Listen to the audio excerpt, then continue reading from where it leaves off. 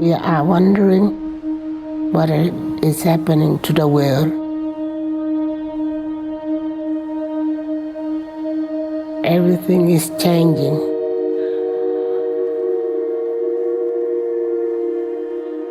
The very idea of human being some sort of natural concept is really going to change. The original Industrial Revolution was driven by the discovery that you could use steam engines to do all kinds of interesting things. But that was followed by additional revolutions for electricity and computers and communications technology. We're now in the early stages of the fourth Industrial Revolution, which is bringing together digital, physical, and biological systems. There's now a scientific foundation for the effects of mindfulness on the brain, on the genome, on biological aging. And when the human mind does know itself, then you get the potential for a new renaissance that restructures itself in terms of our relationship to life, our relationship to the planet, our relationship to work. We need a different economic model. And by that I don't mean capitalism versus communism. What I'm talking about is a shift in the system along the lines of the two big changes that happened in the 20th century, Keynesianism, with a much greater focus on health and education and the role of government working with business, and then a reaction against that in late century to neoliberalism, where the focus was on free markets, freedom of the individual, and getting governments out of the way. We need a shift to a new system that will allow us to meet the basic needs of every human on the planet, that will live within planetary means, that will be fairer, and that will be focused as its key goal, not on growth per se, but on maximizing human well-being. And history tells us that a values shift is triggered by creation of a new story about how we want to live. I see the circular economy as something which fits very closely with mankind's goal to be innovative and creative and to always progress. We can use asset tracking, we can use IT, we can use 3D printing to enable this different economic model to recover materials, feed them back into the economy, and really to decouple growth from the resource constraints we have.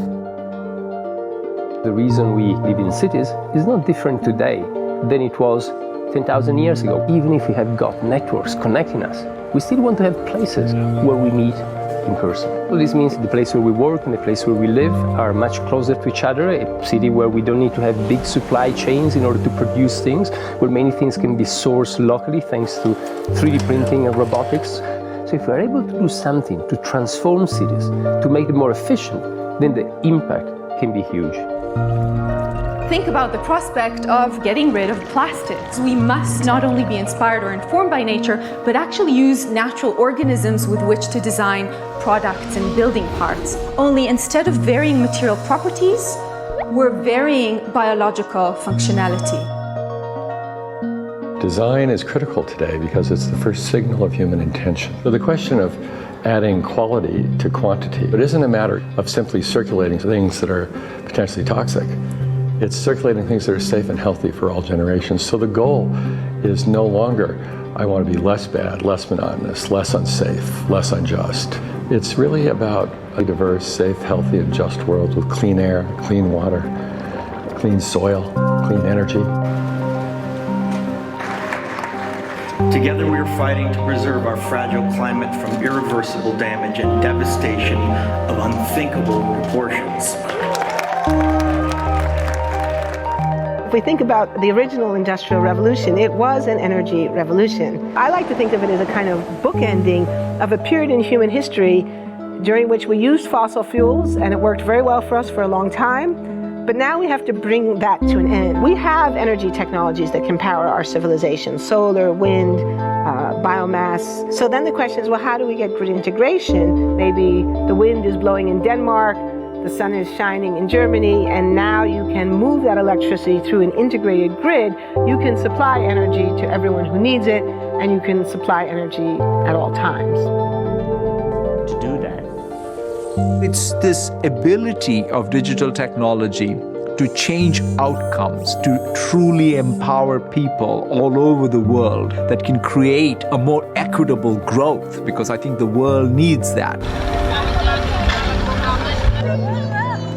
Fourth Industrial Revolution has the potential to make inequalities visible and to make them less acceptable in the future, and hopefully to gather and garner political support to take the necessary decision to reduce the gap.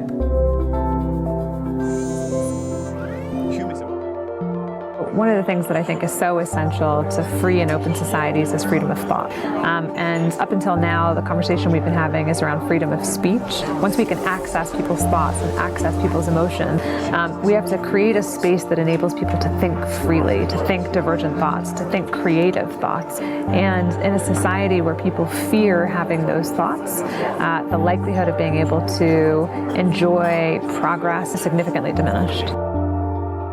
People always ask me if I'm an optimist or a pessimist. The technology exists, but how do we get it and implement it at the scale we need at a price that people around the world can afford? Even though we have everyday problems we have to solve, we have to find a way to lay the foundations for the innovations of tomorrow.